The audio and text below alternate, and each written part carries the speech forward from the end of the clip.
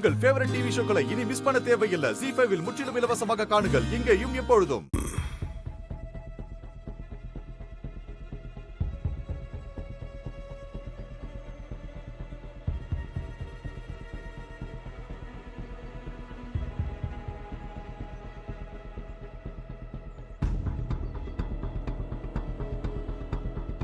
ஏதோ முக்கியமான விஷயம் பேசிட்டு இருந்தீங்க போல இருக்கு. என்னை பார்த்ததும் ஆஃப் பண்ணிட்டீங்க. ஓ, நந்தி மாதிரி குறுக்க வந்துட்டேனா? ஆண்டவா.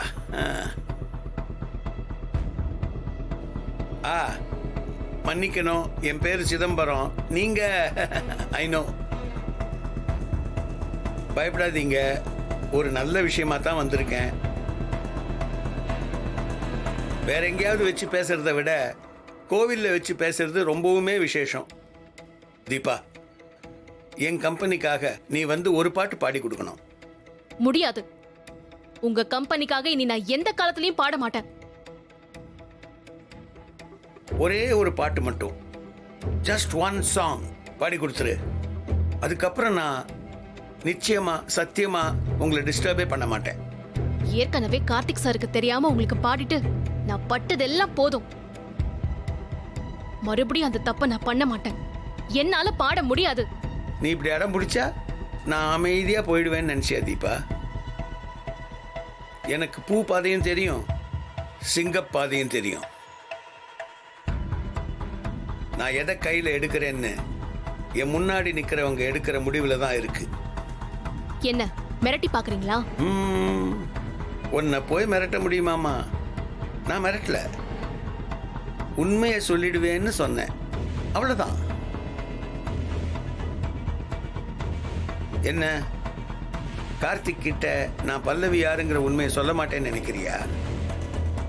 இந்த ஒரு விஷயத்தை வச்சுக்கிட்டு தானே என்ன மிரட்டி பிளாக்மெயில் பண்ணி பாட வச்சு கார்த்திக் சார் வாயாலேயே எனக்கு துரோகி பட்டம் வாங்கி கொடுத்தீங்க. என்ன நடந்தாலும் பரவாயில்ல, நீங்க போய் கார்த்திக் சார் கிட்ட பல்லவி யாருங்கிற உண்மையை சொல்லுங்க. போங்க.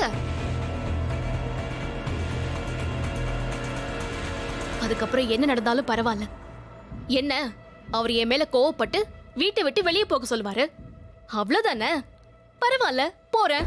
ஓ, எனக்காக அவர் எவ்வளவோ கஷ்டத்தையும் வேதனையும் அனுபவிச்சாரு. ஆனா அவருக்காக நான் எதுவுமே பண்ணல. அவருக்காக நான் இதை பண்ணிட்டு போறேன். போங்க, போய் சொல்லுங்க. தீபா, இல்லக்கா, இதுக்கு மேல என்னால பொறுமையா இருக்க முடியாது. இவர் போய் கார்த்திக் சார் கிட்ட சொல்லட்டும். ஏன் சார் நிக்கிறீங்க? போங்க, போய் நான் தான் பல்லவிங்கிற உண்மையை சொல்லுங்க. போங்க சார். சபாஷ், சூப்பர் பர்ஃபார்மன்ஸ். நீ நல்ல சிங்கர் மட்டும் இல்ல தீபா, நல்ல நடிகைன்னு ப்ரூவ் பண்ணிட்ட. நீ இப்படியெல்லாம் இமோஷனலா ஆக்ட் பண்ணா நான் சைலண்டா போயிடுவேன்னு தப்பு கணக்கு போட்டு டிராமா பண்றியா?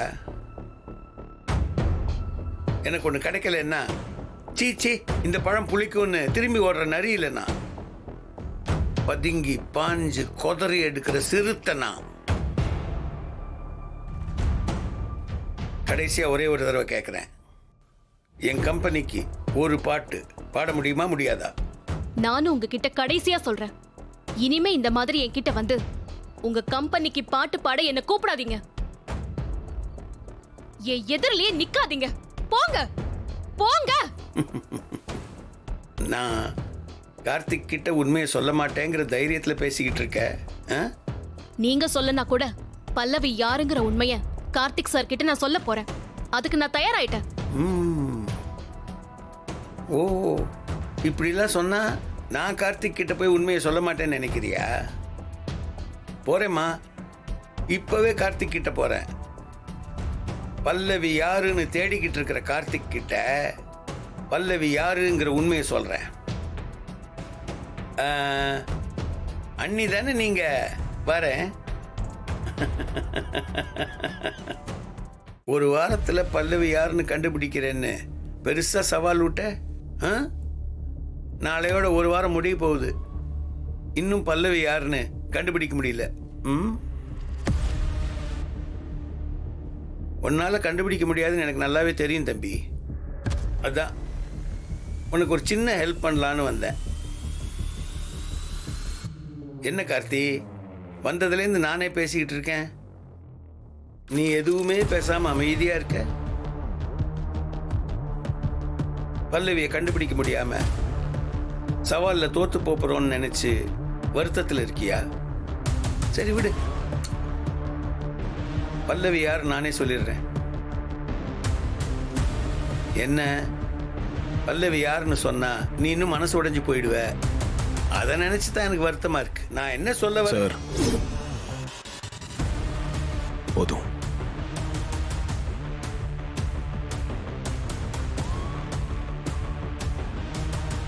பல்லவி யாருன்னு நீங்க எனக்கு சொல்ல வேண்டியதில்லை.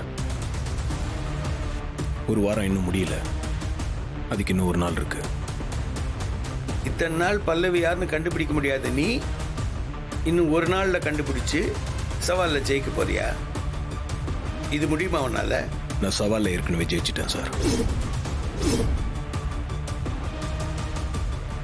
சவாலில் ஜெயிச்சிட்டியா? பல்லவி யார் நான் கண்டுபிடிச்சிட்டேன். கண்டுபிடிச்சிட்டியா? பல்லவி வேற யாரும் இல்ல, என்னோட வைஃப் தீபா தான்.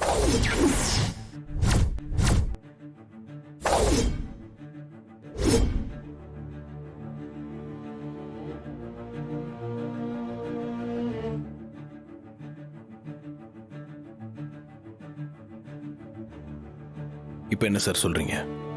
தீபா தான் பல்லவின்னு உனக்கு எப்படி தெரியும்? யார் சொன்னது?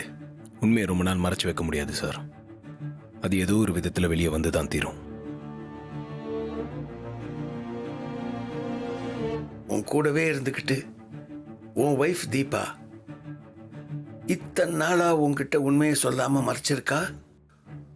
உனக்கு தீபா மேல கோபம் வரலையா?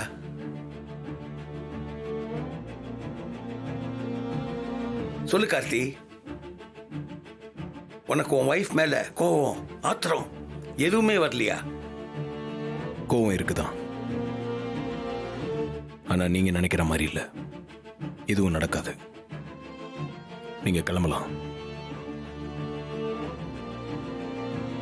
ஒரு வகையில உங்ககிட்ட சவால் விட்டதை நினைச்சு நான் சந்தோஷப்படுறேன். உங்ககிட்ட சவால் விடலனா இவ்வளவு சீக்கிரம் என்னால பல்லவியை கண்டுபிடிச்சிருக்க முடியாது. நீங்க என்னோட பிசினஸ் எதிரியா இருந்தாலும் உங்க மேல எனக்கு மதிப்பும் மரியாதையும் இருந்துச்சு. ஆனா எப்போ ஒருத்தரோட பலவீனத்தை உங்களுக்கு சாதகமா யூஸ் பண்ணி நீங்க ஜெயிச்சிங்கன்னு தெரிஞ்சதோ அப்போவே உங்க மேல இருந்த மதிப்பு மரியாதைலாம் போயிடுச்சு.